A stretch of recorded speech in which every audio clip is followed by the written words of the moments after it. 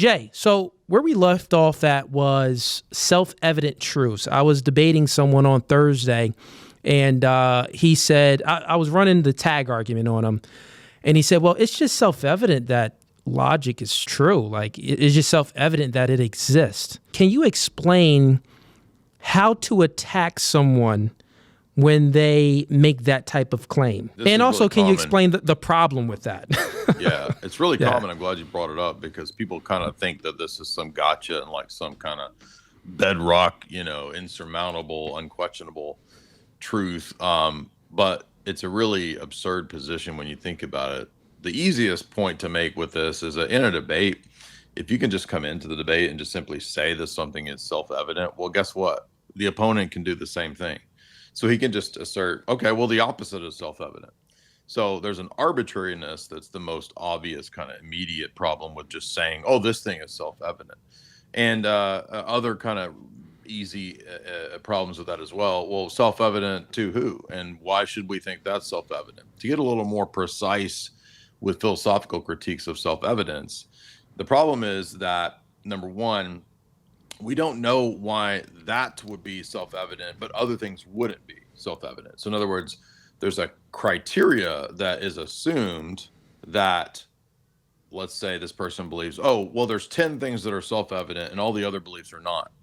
Well, that means that you have a standard which is more fundamental that tells you the things that are and aren't self-evident. Well, guess what? If the self-evident ones have a standard that undergirds them and determines them, then they're no longer self-evident because they're relying on another proposition. So that's one big problem. And then there's another more famous problem that Roderick Chisholm, or dead, I think it's David or right, the Chisholm problem of criterion, which says that if you believe that something is self-evident, the problem with that is that you have a theory of knowledge that you would need first to know the things that are self-evident. But if something is self-evident, then it can't rely on a theory of knowledge. And you don't, in other words, it's sort of a chicken before the egg. Like, how do you know what the theory of knowledge is without having knowledge? Because to have a theory of knowledge is also a knowledge claim. But to have knowledge claims, you need a theory of knowledge. So self-evidence is always caught in this problem of criterion, putting the cart before the horse, or it's kind of a vicious circle. So those are famous philosophical problems. They're not obscure word games. They're real, grappling issues that philosophers have been trying to figure out for a while. And they're not easily solvable on these sort of secular atheist philosophy perspectives.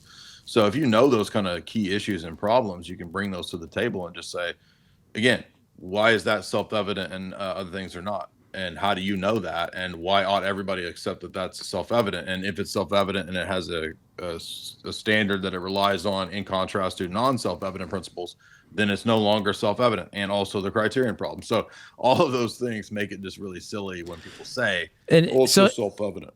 And it'd be safe to say then that there are no self-evident truths. In a strict worldview, mega level perspective, yeah. Now, colloquially, if we're walking around town and, you say there's a stop sign and, somebody just says, well, it's self-evident. We stop at red. It's not the same thing as what we're doing in philosophy, right? So you can say it in a kind of a colloquial, mundane sense that there's, self-evident things, or 1 + 1 is 2. In a sense, is that self-evident? Yeah. But I think I think what you just said is a good way to create a distinction between to let your opponent know why there's no self-evident truths. I think that'd be a great example. Like if we see a stop sign, of course it's self-evident that we should stop at the stop sign, but I'm asking a deeper rooted question. Exactly. That you would need to justify. Exactly. At the paradigm level, it doesn't work to just say things are self-evident because we're asking a more technical, more fundamental type of question. Yeah. We're asking like at a fundamental level, how would we know what things in epistemology and knowledge are self-evident? We're not talking about on the day-to-day, walking down the street type stuff. So that's a key point to make too. And a lot of atheists, they don't actually understand there's different levels to these kinds of epistemic theories and whatnot. They think that everything's just kind of first order thinking. Well, in philosophy and metaphysics, you can raise things to a more abstracted level to where you're asking bigger meta level questions.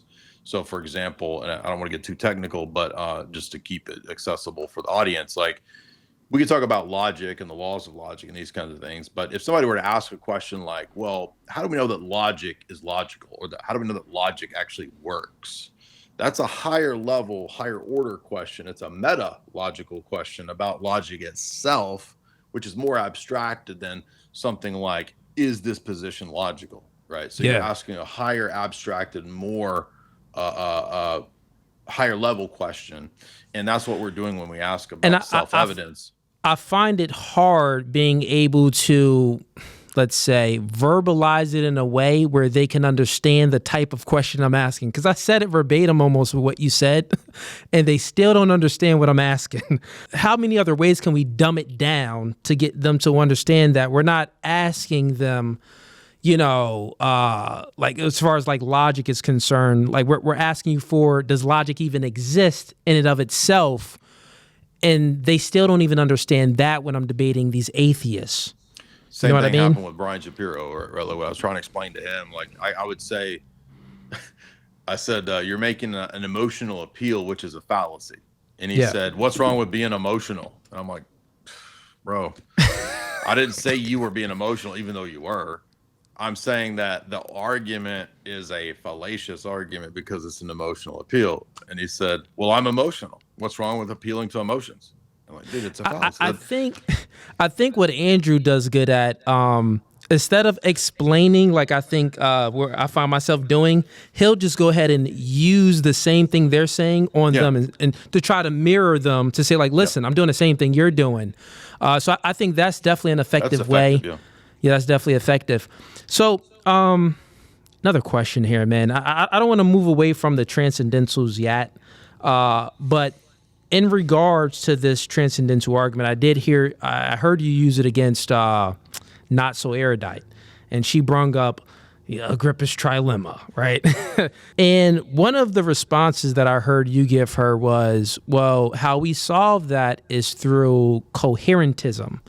Right. So this goes back to like ancient skepticism and people proposing skeptical challenges to theories of knowledge. And what's funny is that like we're dealing with modern philosophy and epistemology, which is way more advanced than what it's still grounded in ancient philosophy, but it's really missing the type of question that we're asking. It's still actually thinking that the problem is at that mundane level of like, well, how will you ever get out of the skeptical dilemma? Because there's no foundational argument that you could make that proves foundationalism. And so, well, I guess we just have to throw our hands up. So it helps to get into a little bit more with philosophy in terms of what foundationalism is.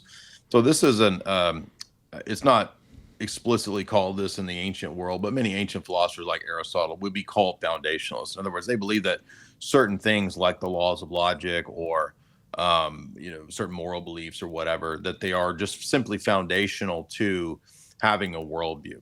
And they would typically think those views are self-evident. Right? So okay, makes sense. Aristotle would probably say, yeah, the law of non-contradiction, the law of identity, those are just self-evident truths. And, if you want to deny them, well, you're not going to have any knowledge. You're not going to be able to do any philosophy. So might as well assume that they're the case. And so she is when she was raising that and saying that, she's thinking that what I'm talking about is just a problem for foundationalist epistemology and just saying that, look, how do we know what foundational beliefs are? And since we don't know, then we don't know. We're all skeptical.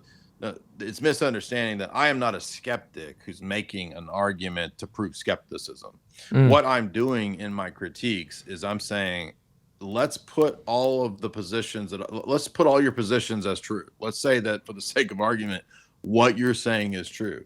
We're doing an internal critique of their position, and we're saying this leads to skepticism, not that skepticism is the result or that it's true. We're simply saying that on your grounds, we have to give up knowledge. Knowledge is not possible. Justify true belief is not possible in your worldview.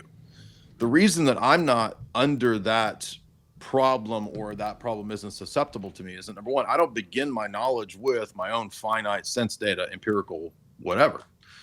most of the atheist, agnostic, whatever crowd, they do begin in that perspective. So they're already from the outset challenged with a lot of dilemmas that they'll never be able to solve because they're a finite person in a meaningless world adrift in a bunch of nothingness. And they have to give an explanation for knowledge and ethics and all this stuff, which they just simply can't do as a finite temporal being. But if I believe in the Christian worldview and the Christian perspective, I'm not on that ground. I'm on a different worldview. I'm on a different perspective. And so the problems that she has in her worldview are not the same problems for me. Now, you could say I have problems in my worldview, but they're not going to be those problems, right? So I'm not arguing for skepticism being true. In my worldview, all of those epistemic perspectives from secularism end in skepticism and are worthless and end up failing. I don't have the problems because of my perspective, right? I do believe in universal categories, laws, mathematics, objective truths, immaterial invariant things like concepts and numbers, right? So all of those things make sense in my worldview as a coherent whole. And although I'm not a classical foundationalist in epistemology, this is different from saying, are some beliefs foundational? That's different from the school of epistemology called foundationalism. Just like I can have empirical sense data beliefs based on, my senses, that doesn't make me an empiricist, right? Empiricist believes that all knowledge only comes through sense data. Yeah, it's good to make that distinction, though. Yeah. And so in the same way, I can say that my argument for the worldview is that it is coherent, that it provides justification, makes sense of the external world, has a basis for ethics, etc., all grounded in God. It's basically a system. And the argument is that my system versus your system, right? This one fails from the outset to not even give a possibility of knowledge, right? This one does have a basis and a grounding and a foundation of knowledge. So your system fails, my system gives an account. So it's two rival systems is the argument. This is what everybody misses. They think that the argument is this claim versus that claim. No. The argument itself is my worldview and paradigm as a whole versus your worldview and paradigm as a whole. And since yours doesn't give a basis for even having preconditions of knowledge, you don't even get off the ground, right? So that's the argument. So that her Munchausen trilemma type stuff isn't even dealing with what the transcendental argument is. It's misunderstanding and thinking that it's some kind of skeptical challenge. When I'm not a skeptic, I'm saying on your position, it would lead you to skepticism. Yeah, and I noticed that I wanted to bring that up too, is because, when she brung that up, this was maybe a year ago or 8 months ago, when she brung that up in the debate, she thought like she had you, and then I'm like, nah, he don't got him at all. And I knew that she was coming, like, if it's the case that Agrippa's trilemma is true, then this gets rid of objective truth. Like there is no objective truth. So that type of argument, to use that as an argument would only work, maybe for, it wouldn't work under our worldview. It'll work under an evolution worldview or something like that. So that makes sense. And also, if she then claims to also be a Christian and believe in objective truth, it's a contradiction for her to also be a skeptic within the entire worldview. You know what I'm saying? So that makes sense. Thank you for clarifying that too. I think she basically just regurgitates what AI tells her in AI discussions. And she'll just use the words. I don't even think she knows what the words mean or refer to. So when I said coherence as a systemic level argument, what I'm saying is that I'm arguing that my entire worldview and system as a whole is coherent and provides a basis for knowledge, as an example, or ethics. I'm arguing that your position compared to my worldview doesn't do that and can't do that. Yeah. And that is just simply what the argument is. That's it. It sounds really difficult at first, but actually that's kind of a pretty simple argument. My worldview is consistent and coherent. Yours isn't. Note, I'm not saying that I'm a secular coherence theorist. I'm saying that my worldview is coherent as a whole. And so I'm not caught in the Munchausen trilemma or some sort of paradox of skepticism because I don't begin with classical foundationalist assumptions about how knowledge works. Okay, nice. Everybody in the chat, I know you guys are tuning into this stream. Again, for the new folks, the last stream was randomly shut down, so we had to start up a new stream because it was too much knowledge being dropped on this stream. You know what I mean? Shout outs to Jay Dyer. We do have him in the building. No Fugazee. So if you like that clip and you want to watch more, click right here. But if you want to watch the full episode, click right here.